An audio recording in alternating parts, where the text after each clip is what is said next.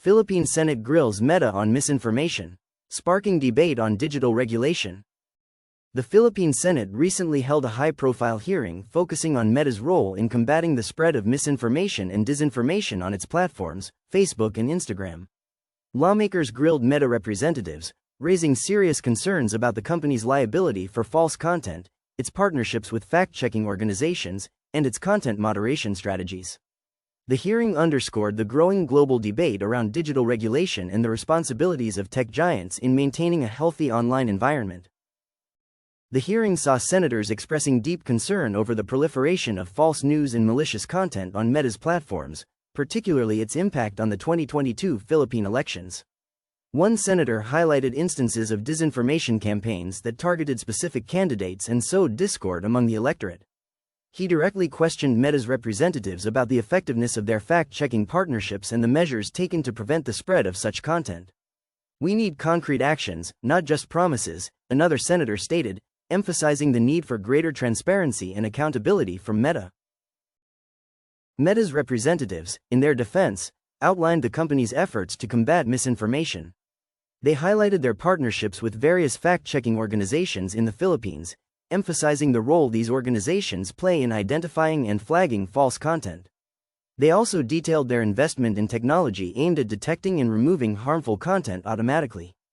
However, senators remained unconvinced, pointing to the persistent presence of disinformation campaigns despite these efforts. The discussion highlighted a key tension: the balance between freedom of expression and the need to protect users from harmful content. A significant point of contention revolved around Meta's liability for the content shared on its platforms.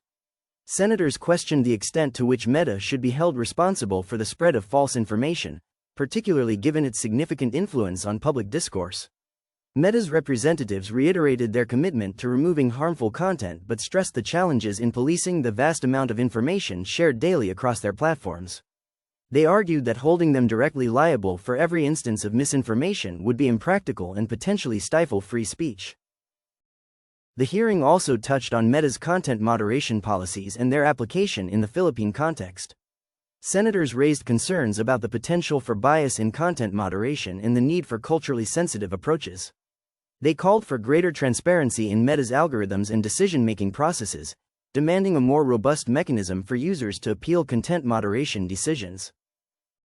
The hearing concluded with senators hinting at potential legislative actions.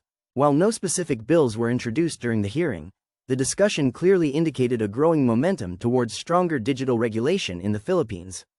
The senators' concerns about Meta's responsibility in combating misinformation suggest that future legislation might place greater obligations on social media platforms to address the spread of false content. The implications of this Senate hearing extend beyond the Philippines. It reflects a global trend of increasing scrutiny of tech giants' roles in shaping public discourse and the need for robust regulatory frameworks to address the challenges posed by misinformation and disinformation in the digital age.